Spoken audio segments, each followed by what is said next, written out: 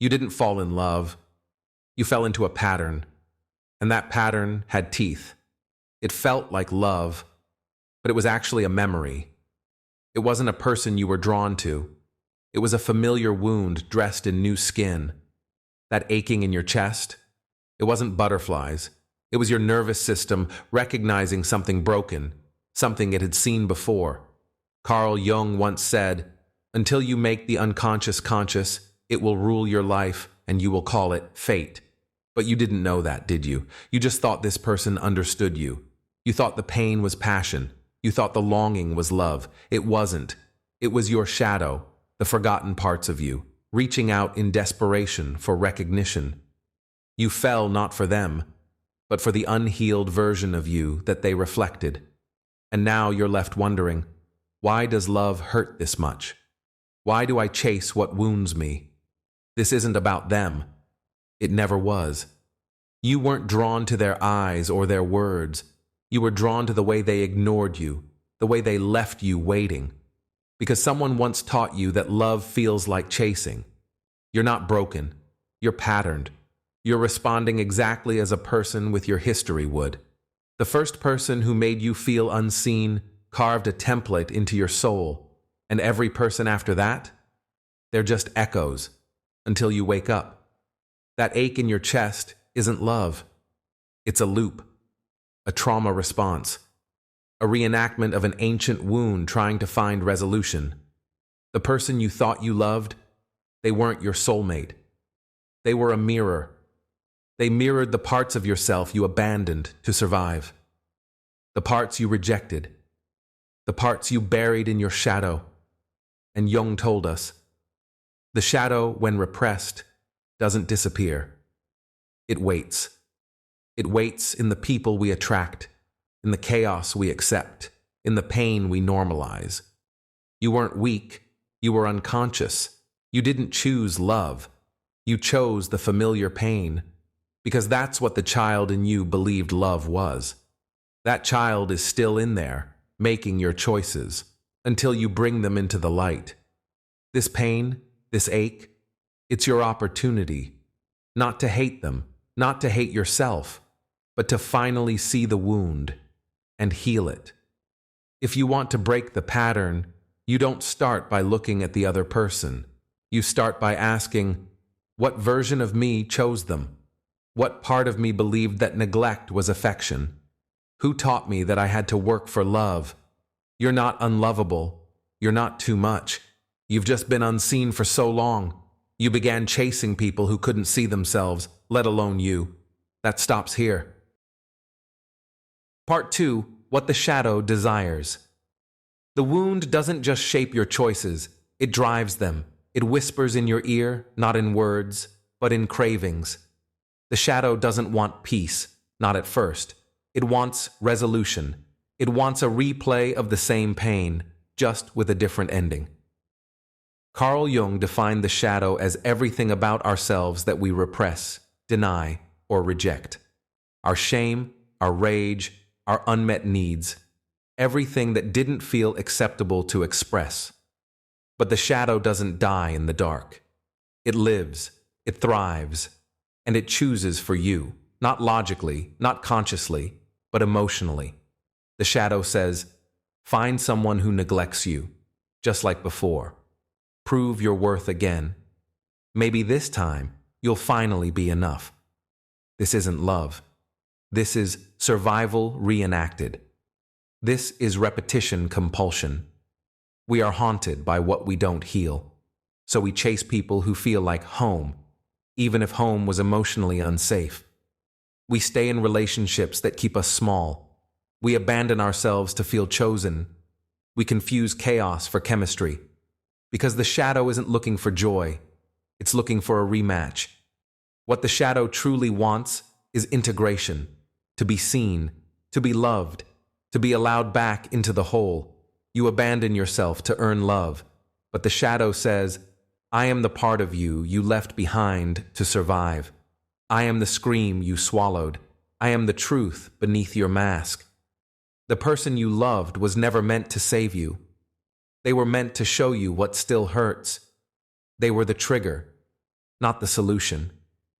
And triggers aren't punishments, they're invitations. They show us where the wound still bleeds.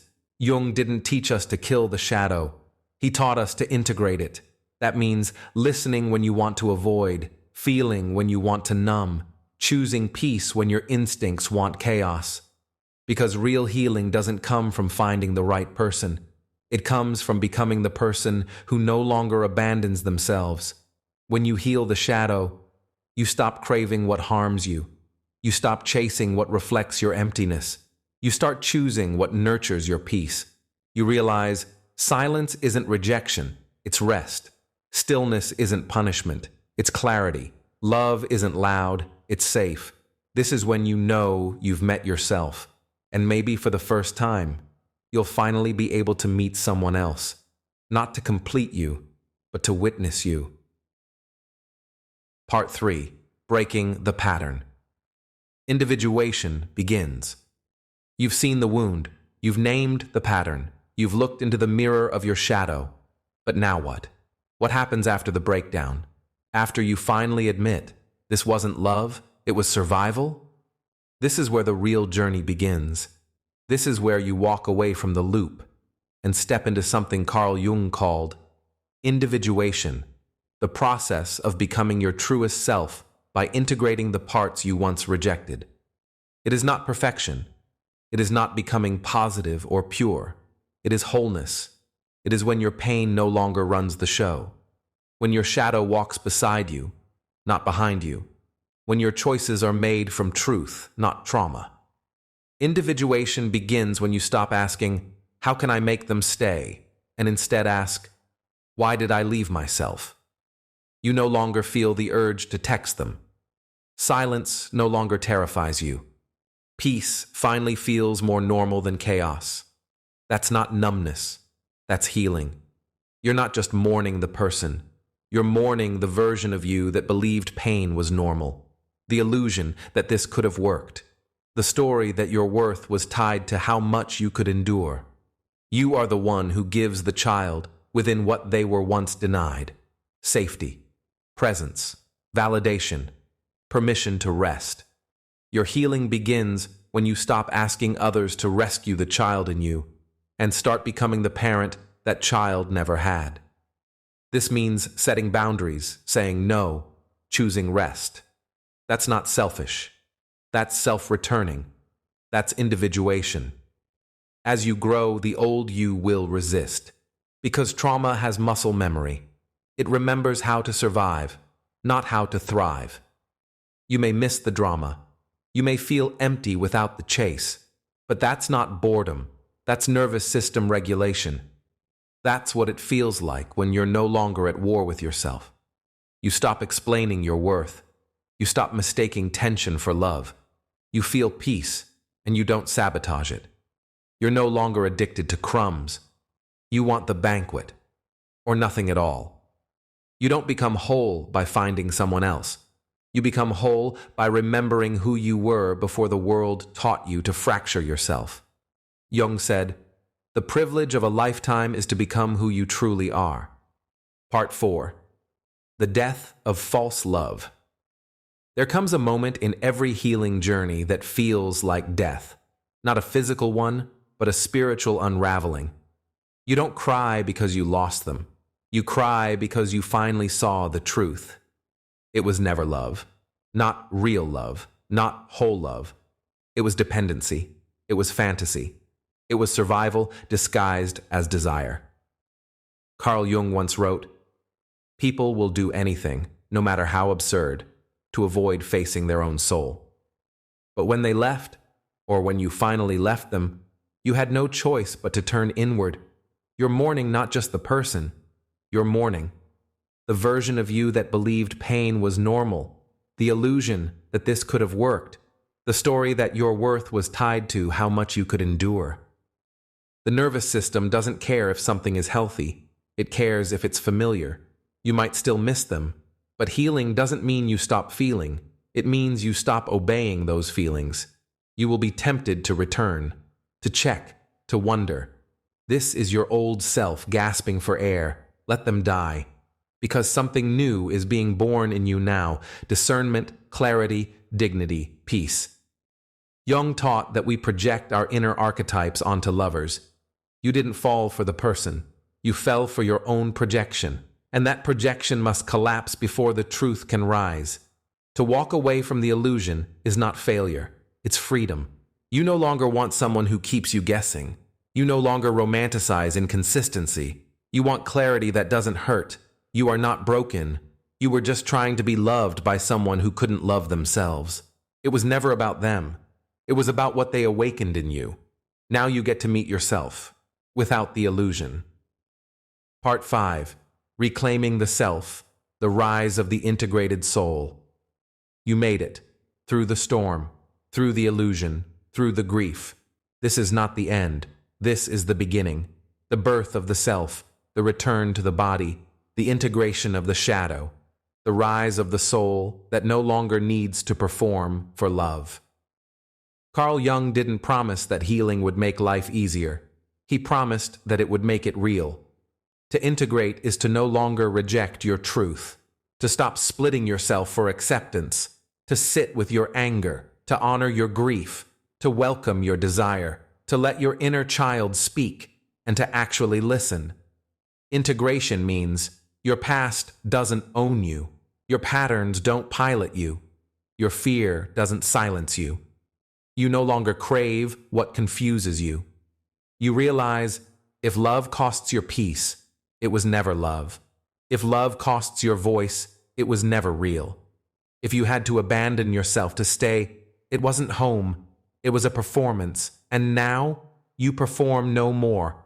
You return to yourself. You stop seeking love as a rescue mission. You start choosing people who feel like rest, not like rebirth, because you've already been reborn. And this version of you doesn't chase, beg, or shrink. This version of you chooses. Jung believed the soul thrives not in light alone, but in the dance between darkness and light. And now you understand that. You are not broken.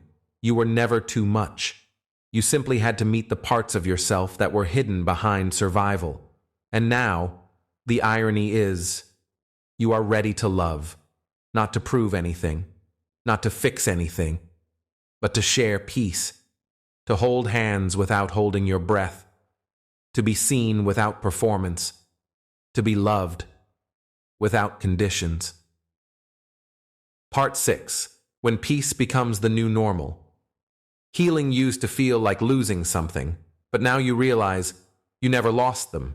You lost your illusion, and in its place, you gained something rare, something soft, something still, peace. It used to feel boring, but now it feels sacred. You no longer crave chaos. You no longer need the rush. You no longer confuse emotional whiplash with chemistry. Your nervous system has learned the rhythm of safety. Your mind doesn't spiral at night. Your heart doesn't ache to be chosen, because you chose yourself. And that choice changes everything. Part 7. The end of the old story. There's a version of you that no longer exists. The one who begged to be seen. The one who shrank for others. The one who made themselves small just to be held.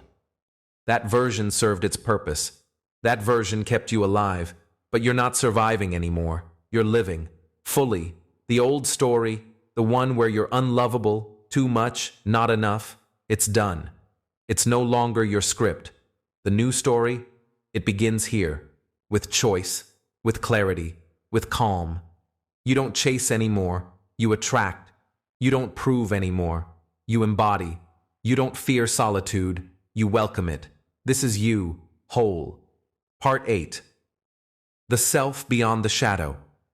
Integration doesn't mean you never get triggered again. It means you know what to do when you are. You return to your breath, you return to your body, you return to your truth.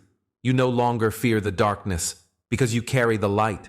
You no longer run from the mirror because you know who you are. You are not your pain. You are not your past. You are not what they couldn't love. You are what you choose to become now. And that's power. That's peace. That's freedom.